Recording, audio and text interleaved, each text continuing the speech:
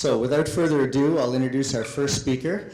Vanessa is going to come up and speak about EQ and IQ.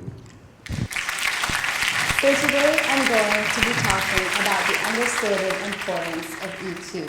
But before I get onto that, I'd just like to talk a little bit about IQ first of all. IQ, well, it stands for intelligence quotient and is the measure of one's intellectual, analytical, and logical abilities. It's concerned with the verbal, visual, and mathematical skills of a person and gauges how easily and readily we learn things and answer problems with the use of our own prior knowledge. Now, a good indicator in the past of one's success has always been their IQ. It was assumed that the relationship between IQ and one's success achieved in life would be positively correlated. And so, in other words, that smarter individuals were bound to triumph over those less intelligent. However, now that assumption is being overturned. Recent studies and research by many well-known psychologists, such as Daniel Goleman, claim that while many of us might value cognitive intelligence, the ability to adapt to change and to actually control our emotions is just of equal importance. These abilities are factors of EQ. Now, how many of you guys have actually heard of something called EQ? That's great. It's a lot more than I expected. But I have to admit, most of you were actually at my talk, so that's probably how you know. Anyways, EQ stands for emotional quotient. And simply put, it's our ability to understand and control our emotions in order to remain unruffled by stress. Now, having told you a little bit about EQ and IQ, they might seem like complete contradictions in terms, an oxymoron, or one could even say an us versus them type of thing. But in reality, they really aren't, and when used wisely and properly, can actually serve as complements to one another. Now, it's scarcely a revelation that not everyone's talents fit with the school's rather restrictive model for measuring achievement. Some of you may even be aware that history is full of many brilliant and successful men and women who failed miserably and underachieved in the classroom, whose teachers told them, you know what, you're going to be living life in the margin all your life. But despite this convincing body of evidence, schools have been emphasizing on IQ all too long, I believe. And also, research shows that IQ can predict 1 to 20% of success in a given job, whereas EQ, on the other hand, is directly responsible for between 27 to 45 success in a job. Some of you here, last time I did my talk, only 2 had heard of the book, The Millionaire Mind. But as there are more teachers in the audience, have any of you guys heard of The Millionaire Mind?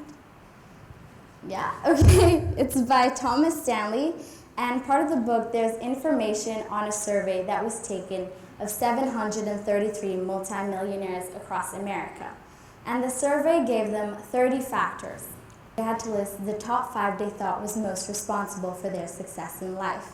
And the 5 they came up with were 1, being honest with people, 2, being well-disciplined, 3, working harder than most people, 4, having a supportive spouse, and last, but definitely not the least of the 5, was having the ability to work well with others.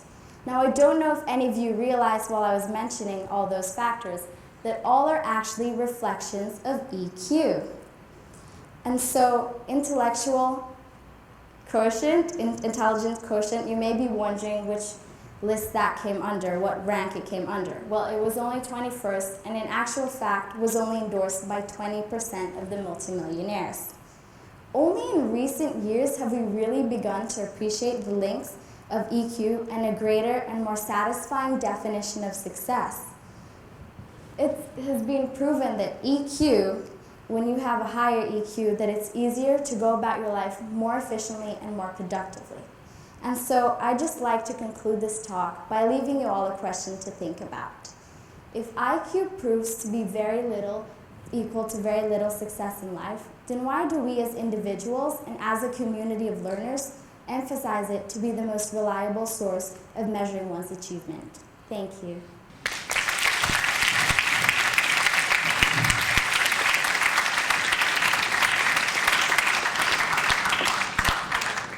Thank you very much, Vanessa. I don't know if you noticed when Vanessa said schools have been using IQ as assessments for far too long. There was a little subtle glance over to this corner of the room. I'm not sure exactly who she was looking at, but one of us, I'm sure. A little story about Vanessa. We were in here for about an hour last night, the three of them and myself practicing. And Vanessa got up on stage for about 20 seconds, maybe a minute, and got through to the first slide and then stopped. And she was so nervous that she couldn't go on anymore, and there were only 2 people in the audience. So she obviously went home and practiced immensely last night, did a fantastic job.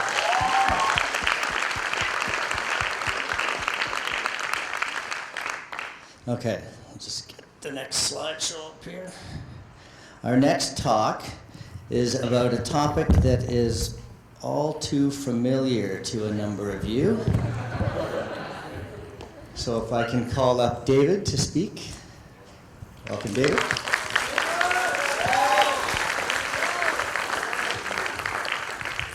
So, hello guys, good morning. I'm going to be talking about a game, a very simple game that I'm sure all of you are familiar of.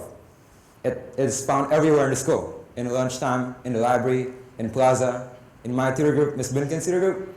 You often corner up in a table and all play this game. So what is this game? It's this game. It's Tetris. Hang on. So before we continue, quick show of hands, how many play Tetris? Oh, it's an awful lot of it. So for 3 of you who didn't raise their hands and that part of people over there, I'm gonna walk through the aims and objective of this game. So the aim of playing Tetris is basically to restructure, to rearrange the different shapes into one single solid lines. The more line you stack up, the better it is. However, if one of the blocks touches the ceiling, you're automatically dead. Finish, you lost the game. So, before we continue, I bet very few of you know that Tetris has a really interesting history behind it. It started back in 1984 in the old Soviet Union, where a young Soviet engineer called Alexander Pajitnov was sitting down in his office. He was staring at a game called Pentomino. It's an ancient Roman game. It's basically the same format of Tetris, except they were using woods, stones, and bricks instead of digital shapes we use in Facebook these days. However, he wanted to create a digital game that could counter the American-made Pac-Man, as during that day, Russia and the United States was in a state of Cold War, so rivalry was high. Anyways, guys, I'm not here to talk to you about the history of Tetris or the how to be better at it, as I'm not very good at it. I'm only ranked 25. So, anyways, I'm here to talk to you about the effects of Tetris. So, an American psychologist called Dr. Richard Hayer once said that by playing Tetris for, say, half an hour a day for a complete month, there is an increase in brain energy consumption, which will lead to better critical thinking and reasoning. But the question is, how does this actually happen? It's an event called the cognitive afterimage, or the Tetris syndrome. So what is it? Tetris syndrome, or the cognitive afterimage, happens when you play Tetris for some time. You go to bed, you close your eyes, and you start imagining Tetris blocks falling down from the ceiling. And you rearrange them by your mind rearranging them, and just as in a real Tetris game. I personally experienced this, and can I have a quick show of hands to experience this? Okay. So, how's this? It's basically the same concept of the blue or green afterimage after you stare at the light or the sun for some time. So, is this good? Is this how this actually affects our everyday life? This cognitive afterimage phenomenon. Is it just a mere before sleep experience after you play Tetris? It's actually no. After this experience happens to you, it gets carried the next day. When you walk down to the supermarket, for example, you see boxes of cereals in the shelves, and you start rearranging them, just as in a real Tetris game. Or you see windows and buildings, and you start rearranging them. So basically, this affects our everyday life, not just in our minds. So, how is this actually good for us? Is this good? Is this bad? Or is this just, I don't know, nothing? There's no effect of this. Actually, it has an effect for us students. Why? Because it drills or trains our brain to create recognize and analyze patterns or motives. And for us, as we're dealing with pattern every day, it's actually pretty useful for us. For example, in English, when we have to look for patterns in diction, tone, or in a play, or in history, for the commonalities of events. So what I'm trying to say here, it's actually applicable to anything. So in the end, it comes to a big question. Should we play, or in our case, should we keep playing Tetris? The answer is absolutely yes. I'm sorry, sir. Can you hold on? It's absolutely yes. Why? Brain improvement have shown so. However, as some of you may know, and I personally know, addiction is a very, very big problem. And it could have a negative effect, or it could backfire us instead of giving us the optimal effect. Therefore, it is advisable for all of us to keep playing Tetris for around 10 to 15 minutes a day. I know it seems impossible, but just keep it that way, to get the optimal effect of it.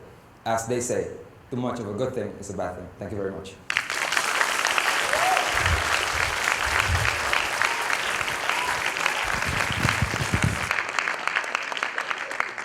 Fantastic, David. Thank you. I was doing boarding house duty in the study hall last Thursday and talking with David about, we hadn't decided yet whether he was going to be the one doing it, but I'd already heard his talk. And he was sitting there at his computer and he was done his homework and he was just itching to play Tetris, and he made a commitment to himself that he wasn't going to play anymore because apparently he felt he was addicted to Tetris after a while. So you could just see his fingers were itching to hit that keyboard. The game was on the screen, and I think Kirka had him in a lock behind his back, making sure that he didn't play, but I don't think he did, actually. I think he withheld and constrained himself. Oh, you did? Have you played since then? Oh, he has. All right, he's succumbed. All right, our final speaker of the day, on a very different topic, to talk about the possible positive influences or effects of bullying. Jamie.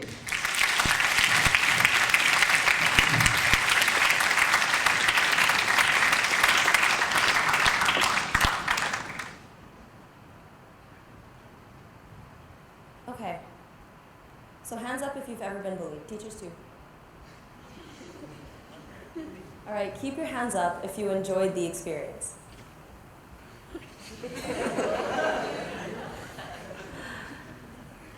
Well, in most cases at least, it's not fun. And bullying isn't just a punch or a kick. It's not just coming home with a black eye. It's much more deeply emotionally rooted than that. And it hurts. Sometimes it hurts you for the rest of your life. And I know because for me, it started when I was 6 in 2nd grade. And it went on for a full 5 years. And in that time, I was never punched, I was never kicked, didn't come home with any black eyes. But I suffered immense pain, and I still suffer pain because of those experiences. I was in a living hell, so to speak. But now, in retrospect, I'm actually grateful. As Mother Teresa put it, we learn humility when we accept humiliations cheerfully. Now, this is a very hard concept to practice consciously. But during my 5-year stint at the bottom of the food chain, I was unwittingly learning how to laugh in the face of embarrassment. And sometimes, yeah, it was at the situations that I would get myself into because, yes, they were really quite funny. Other times, it was just at the sheer lameness of my classmates' attempts to embarrass me in the first place. And yeah, often it was just me. The popular girl had a personal vendetta against me. And she made certain that I was alone a lot more than I would have liked. She took away my social power. At one point, it was like I wasn't even a person in our school society anymore. And I hated her for it. But now, I can thank her for it. Because she taught me to be alone without being lonely. Every time I go somewhere now and I don't know anyone, I don't feel the lack of companionship. I'm perfectly comfortable in my own mind. I can be alone and never be lonely. Basically, what I'm trying to say here is that there's always a choice. When I heard a new rumor going around about me, I could have been suffocated by it and tormented, but instead I chose to learn from it and grow and be better.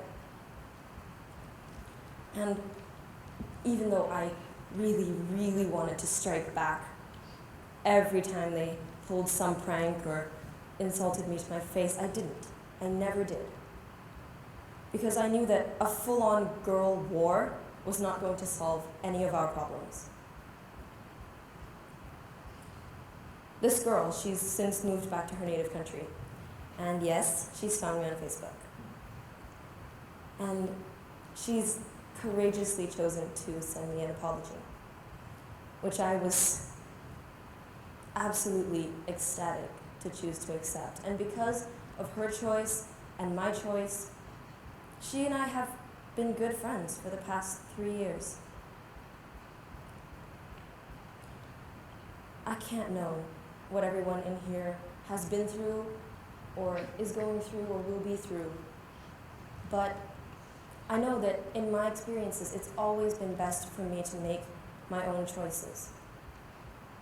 And here, in front of everyone, today, I'm choosing to always see the silver lining, to always learn from anything that life throws at me. Because life is hard, but there are lessons in everything. And I will choose to make my own choices. Just like today, it's incredibly difficult for me to stand up and do this without crying in front of everyone, but I chose to give this talk. I'm choosing to make decisions that will make my life better.